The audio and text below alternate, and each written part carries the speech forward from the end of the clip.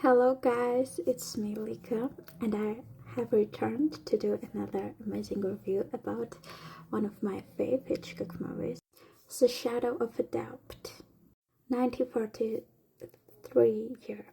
So if you watched an interview of Truffaut and Hitchcock, you know that this movie is Hitchcock's favorite one. So Truffaut said that Rear Window is his favorite because while watching Rear Window, you are experiencing that you are watching movie within movie. But Alfred Hitchcock said that it is his favorite one, and The Shadow of a Doubt is a very, very intelligent movie, and I will explain that later in my video. So it was very, very dramatic. It was very gorgeous for a black and white movie. Quotes were amazing in this one, and I fully understand why he loved it even more than his most famous movies like Rear Window. So this movie is about Charlie and Charlie, Uncle and Niece, and one day Uncle Charlie tries to hide from something. You don't know from what, but you have suspicion about that. And so he visits his family, his sister, and his niece. And the niece is very, very bored of ordinary life. It happens to any of us, right?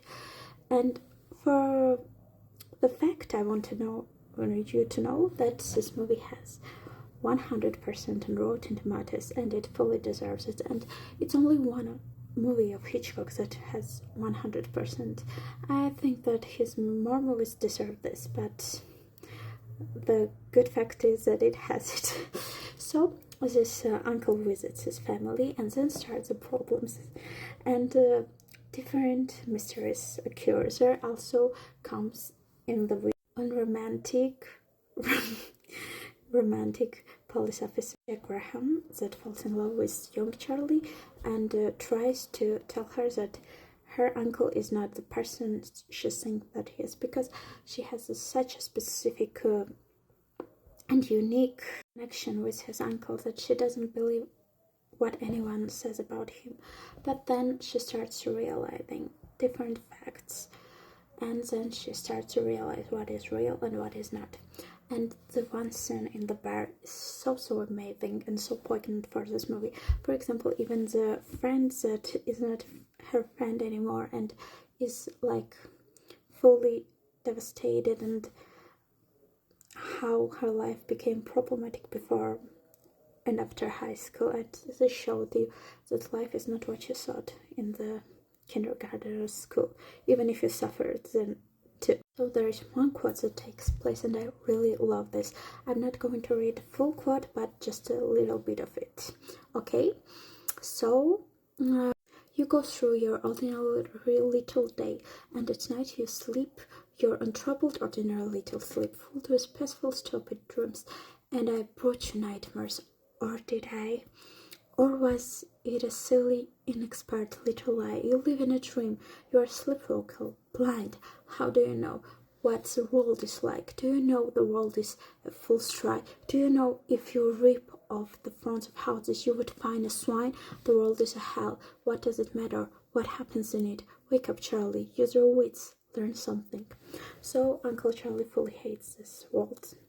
And I think that this quote is very, very Hitchcockian one, and I think that he was more truthful in this one, and he never had a quote like this in another movies. That's why he loves this movie, because he said the world is hell and he's thinking that. Okay, it kind of gives you the Wes Craven, Pier Paolo Pasolini vibes, and I'm sure that they loved this movie too.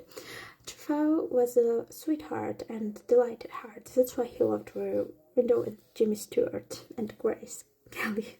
So I fully understand why Hitchcock loves this movie, and I absolutely adore this one, and I wish to know this movie before I watched it. And the fun fact I want to tell, I adored this movie.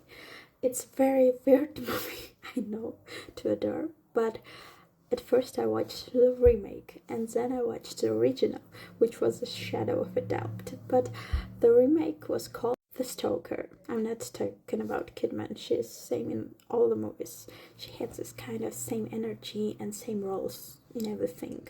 So I don't see any point of new character play in her.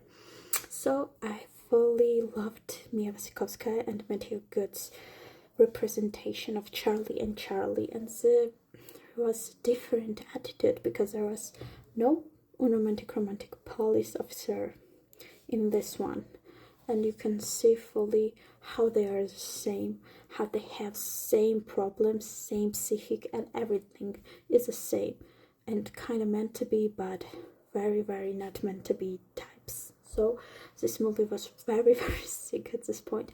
Hitchcock tried to do the sick point in Last Century but could not fully uncover it because it was Last Century. So this one is more experimenting in this type.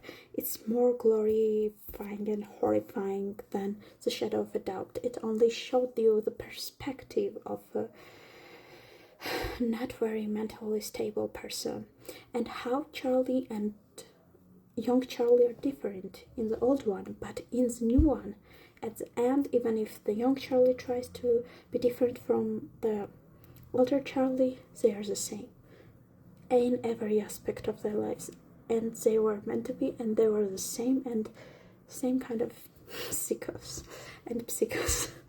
So then Park Chan-wook directed this one and Winthrop Miller wrote the scenario, and I never understood how they get the sick scenario and where from it. But then I wrote that it was inspired by this Hitchcockian movie, so everything was clear.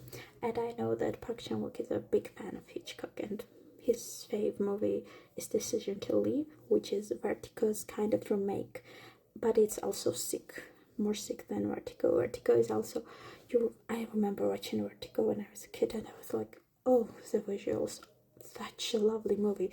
I fell in love with the movie while watching Vertigo, right?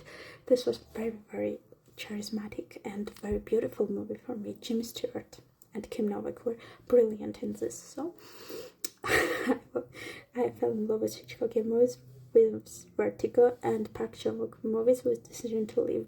But I watched Chan-wook's and other movies, and they were so ill-tempered that I couldn't stand it even. Yes, they were problematic, but very ill-tempered.